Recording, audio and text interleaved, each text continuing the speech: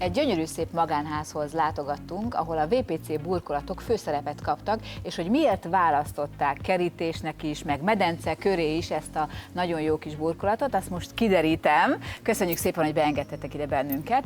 Beszéljünk akkor a VPC-ről. Te azért régóta foglalkozol a VPC burkolatokkal, de miért szereted? Áruld el nekünk! Nagyon sok előnye van. Régen ugye mindenki fával burkolt minden, teraszt, kerítés, mindenféle kültéri részt, és nyilván mi, amikor elkezdtük ezt forgalmazni, és kipróbáltuk itt is, ott is, nyilván a vásárlók is, ahogy visszajeleztek, természetes volt, hogy itthon nálunk is ez lesz. Ha körbenéztek, akkor látjátok, hogy azért ilyen fajta van, olyan fajta van kerítés, van falburkolat, van teraszburkolat, van medence körüli burkolat, ez egy nagyon sokrétű anyag, és nagyon-nagyon jól használható. A korábbi adásainkban már rengeteget beszéltünk erről a burkolatról. Nálatok mióta van ez? Mert tudjuk azt, hogy időtálló, hogy tényleg, hogyha valaki ezt választja, akkor hosszú időre gyönyörű szép kerítése lesz, vagy gyönyörű szép burkolata.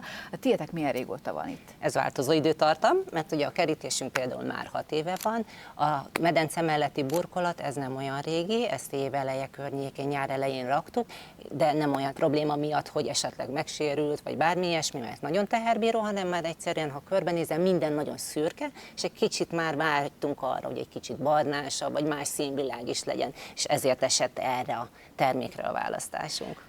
Teljesen úgy néz ki, mint a faburkolat. Így van, igen. Ezért is választottuk egyébként, mert hogyha például megnézed a kerítést, az egy simább tónusú, kivitelű, és ha megnézed hogy nyilván ezt a burkolatot, akkor ennek teljesen, hogyha egy kicsit meg is fogod, akkor sokkal teljesen érdesebb, olyan, igen, olyan fahatása van. De ennek ellenére, hogy érdes és fahatása van, az ápolása ennek ellenére nagyon könnyű. Akkor beszéljünk az ápolásról, látom, hogy neked ez egy Szívügyem, igen. Akkor mitől ilyen gyönyörű szép a kerítés? Hát meg a burkolat is. Meglepő egyébként, hogy a kerítésünk például nem igényel kimondottan nagyon-nagyon alapos tisztítást. Én például csak annyit szoktam, hogy sima nedves ruhával végigtörlöm, és ennyit, tehát portalanítom. Nyilván sokan azt gondolják, hogy ezek a burkolatok, ezek gondozásmentes, ahogy szokták mondani, hogy gondozásmentes. Azért a gondozásmentes ne kavarjuk azzal össze, hogy nem kell tisztítani. Tehát tisztítani kell, nyilván ennyi az összgondozása, de nem igényel olyat, mint egy faburkolat, ahol le kell lakkoznunk, le kell festeni. Annyit azért érdemes, egy bizonyos idő után, mikor már látod, hogy esetleg egy picit halványult a színe, akkor le lehet ápolóolajjal, nyilván vannak speciális tisztítószereink, először érdemes tisztítószerrel átmosni, utána ez megszáradt, akkor ápolóolajjal. Ha medencéről beszélünk, medence melletti részről, akkor pedig természetesen impregnálószerrel, mert az nyilván védi még jobban a burkolatokat.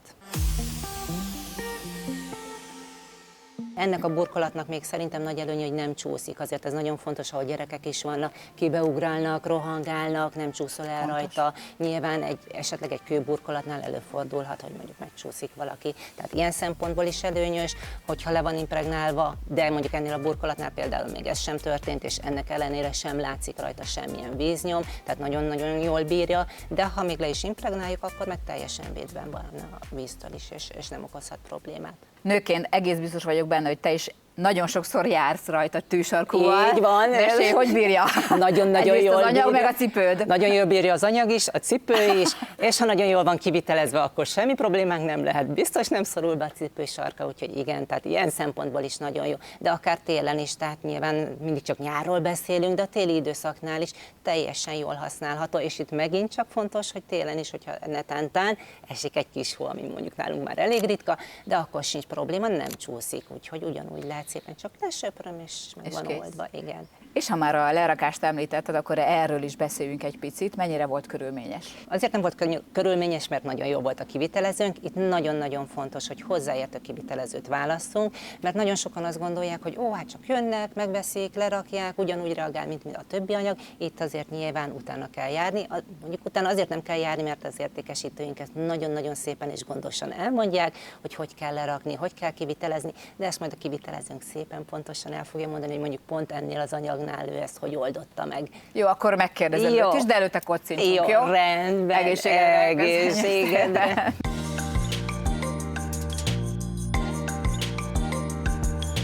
Ahogy Rita említette, beszélünk most a kivitelezésről. Mennyire nehéz lerakni a VPC burkolatot? Igazából nem nehéz. Akinek van egy kis kézügyessége, az bátran nekiállhat, megfelelő tájékozódás természetesen szükséges, de ezt a kollégák a boltban, ahol vásárolják, ezt mind megadják, és ezek alapján lehet elkezdeni a telepítést. De természetesen a szakértelem az ugye nem merül ki abból, hogy körültekintünk és úgy járunk el, hanem célszerű szakképzett, illetve tapasztalt kivitelezőkkel felvenni a kapcsolatot és velük telepítetni a megvásárolt terméket.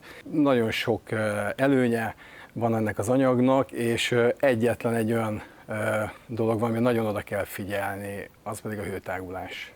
Mert ha ezt nem vesszük figyelembe, ott károsodik az anyag, és természetesen ez nem jó senkinek, sem a kivitelezőnek, sem pedig a vásárlónak. A kivitelező egyébként nagyon odafigyel ezekre a dolgokra, és gyártattak le külön egy ilyen hézagoló keresztet. Ezt a telepítés során mind hosszanti fugákhoz, mind pedig a keresztirányú tágulásoknál ezt használjuk, és ezzel meggátoljuk azt, hogy az anyag összeérjen.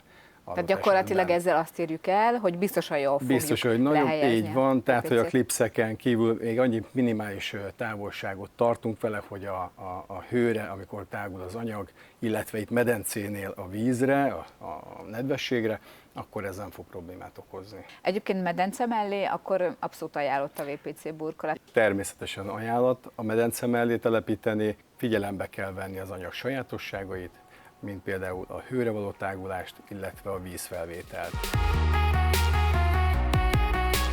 Itt ugye láthatjuk burkolatként, meg kerítésként a VPC-t, de ha jól tudom, azért több területen lehet alkalmazni ezt az anyagot. Ez így van. A VPC az ugye egy elég sokrétű anyag, és az csak a fantáziánk szab neki határt, hogy hova használjuk fel. Például egy kemencének, egy pizza kemencének az alját is ezzel burkoltuk, ami csodálatos lett, és a nyári konyhának egy ékes darabja. De további felhasználás is lehetséges, például magaságyások készítése, kutyaházak készítése, és tényleg csak a fantáziánk szab határt.